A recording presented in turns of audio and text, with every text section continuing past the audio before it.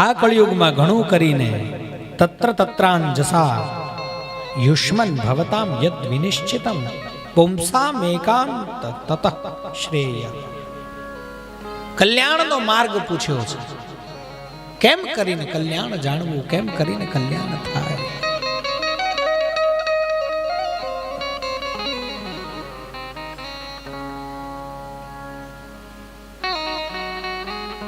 ઘણું કરીને લોકોની આવરદા ઓછી થઈ ગઈ છે, એટલે ઓછું જીવનારા માણસો છે પ્રભુ, એટલે બહુ લાંબા ઉપાયો ન બતાવશો.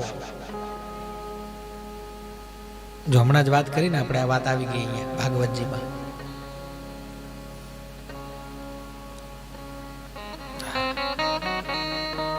આવરદા લોકોની ઓછી થઈ ગઈ છે. સાધન કરવામાં લોકોની રુચિ અને પ્રવૃત્તિ પણ નથી. લોકો પ્રમાદી થઈ ગયા છે.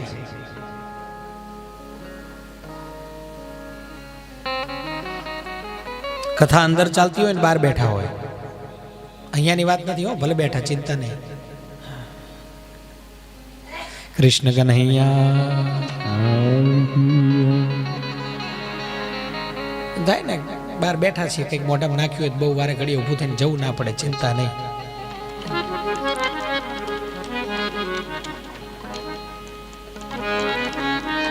લોકો પ્રમાદી થઈ ગયા છે. તેમનું ભાગ્ય તો મંદ છે જ, તેમની સમજ પણ થોડી થઈ ગઈ છે, અને સાથે જ તેઓ અનેક પ્રકારના વિઘ્નો અને અડચણોથી ઘેરાયેલા છે. જો અહીંયા વાત એવી કરે છે કે બધાને આવો આવી રીતે લાભ મળતો નથી. આપણે જોઈએ છે જીવન કેવી રીતે ચાલી રહ્યું છે, પ્રજા કેવી રીતે જીવી રહી છે. અહીંયા તમે અડધો કલાક હોઈ ગયા હોય તો કઈ માથાકૂટ ખરી? હે? ના ના, મજાક નથી કરતો, સાચું કહું છું. આનંદ છે. ભક્તિની અમુક પળ એવી હોય. શંકરાચાર્યજી મહારાજે તો શ્લોકની અંદર એટલે સુધી કહી દીધું, ભગવાન મને આવી કઈ ભક્તિ આવડે નહીં. એટલે આ શંકરાચાર્યજીના શબ્દો એમના પોતાના માટે નથી, કારણ કે એ તો પરમહંસ છે.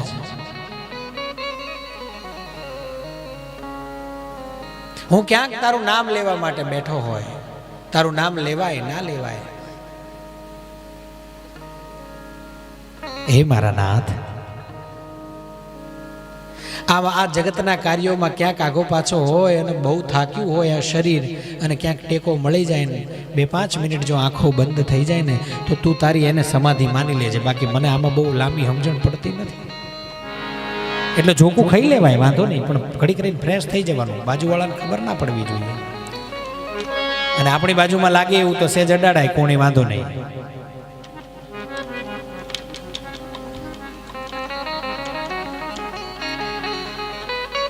શાસ્ત્રો પણ ઘણા છે, અનેક પ્રકારનું એની અંદર વર્ણન, એમાં પણ કર્મોનું વર્ણન છે. સાંભળવાની વાતો પણ બહુ છે. તેથી હે સાધો, આપ આપની બુદ્ધિથી ભૂરિણી ભૂરી કર્માણી શ્રોતવ્યાની વિભાગશઃ અતઃ સાધોત્ર યત્સારમ સમુદ્ધૃત્ય મનીષયા. તમે વિચાર કરીને મને એવું કંઈક કહો. છે ઘણું બધું છે, એવી અમને ખબર છે, પણ એમાંથી અમારા કામનું શું છે, અમને શું ઉપયોગી થશે? ક્યાં ઉપયોગી? ધંધામાં નહીં હો.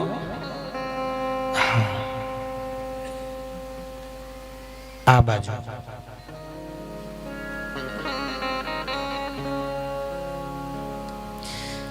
જીવનું કલ્યાણ સારી રીતે જીવવા કરતા સારી રીતે મરવામાં છે. કૃષ્ણ કનૈયા. અને આ શ્રીમદ ભાગવત એવો ગ્રંથ છે ને જે મરતા શીખવાડે છે.